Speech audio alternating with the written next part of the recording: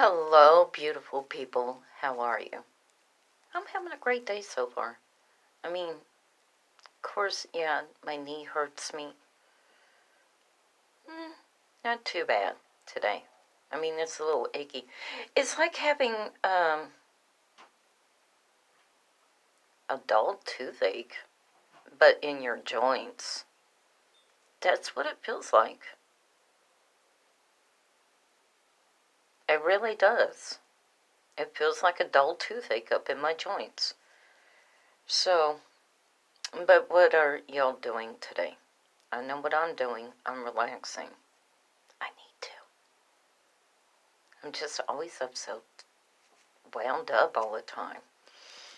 Now, when I was talking about my dog yesterday after I had posted yesterday's video, she had did something last night. My dog, the cattle dog, little girl. She had did something last night I never seen her do before.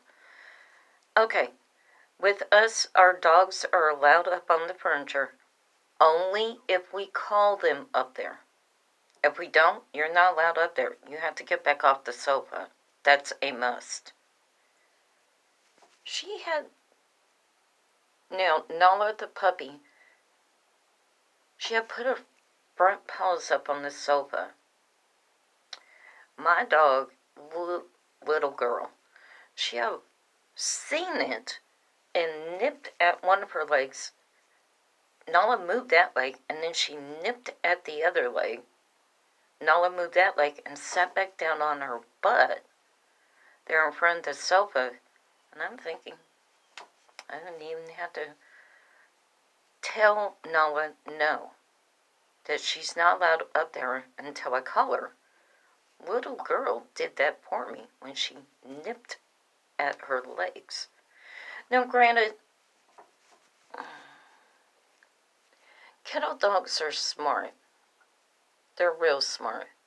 They're used to nipping at things to make them move. Now, years ago, when I first got my cattle dog, I'm like, oh, good Lord, how am I going to handle this? She kept trying to round up my husband's cats to herd them into a corner. My husband has two, a Bengal and a Himalayan. With the Bengal, oh, honey, that was World War III up in this little tiny apartment. But now, since we have Nala, she's not doing, she's basically leaving the cats alone. Now she has Nala to herd. Like, don't do that. Get your paws off that sofa. Stay up out of his bowl. Sit up over here. You know, she has become, and kettle dogs are extremely, extremely smart. Very smart dogs. And would I ever own another kettle dog?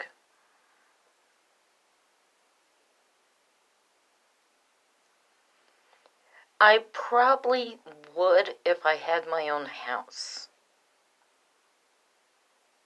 Living in a one-bedroom apartment, boy, they're bigger than what I had anticipated from cattle dogs. Well, let me explain. She's not purebred. She is mixed. What she's mixed with, I have no idea. But she is kettle dog mix. The other half, we have no idea. Only God knows that one.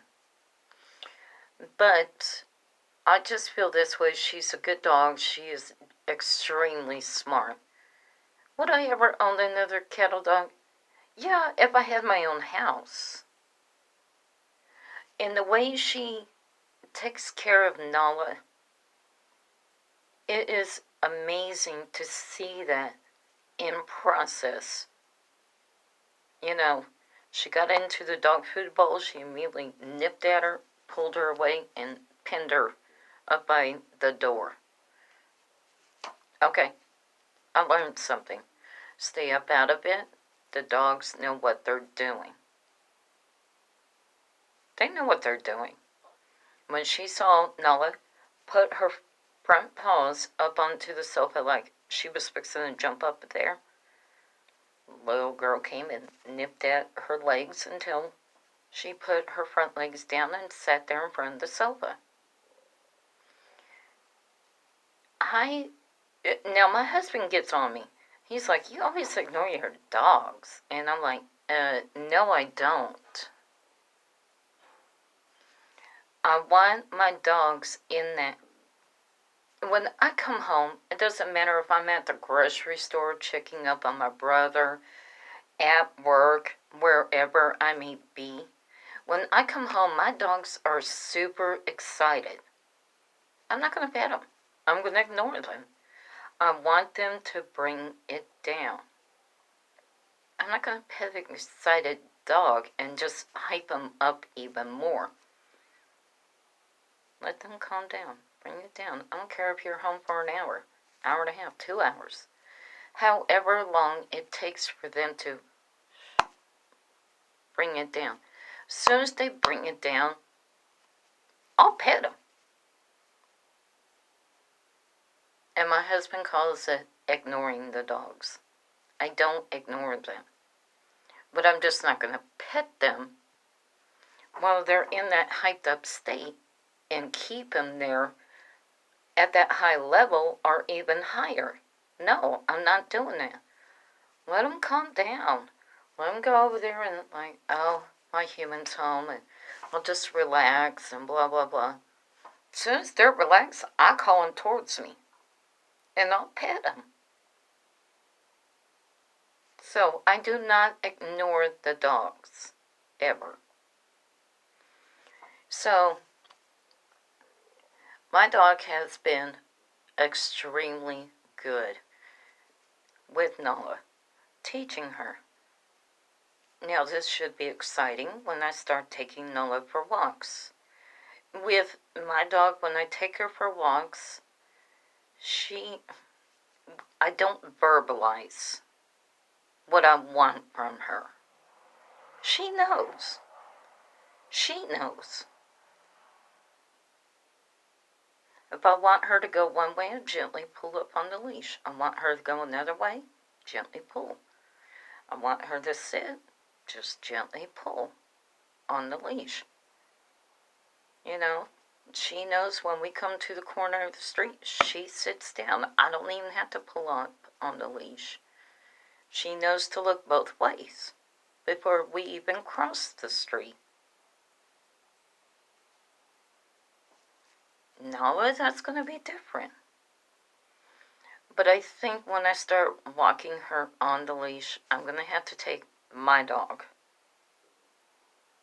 with me to help teach her to put Nala in that state. Little girl knows what she's doing when it comes to her. So, yeah, this is going to be very, very interesting with the walks. But I'm up and willing to learn something new. And if it doesn't work out, then I can bring them back to the house, to the apartment, and say, okay, that didn't work. I had to take them individually on the leash. But hopefully I can walk them both at the same time. I'm hoping. So, y'all come back now, you hear?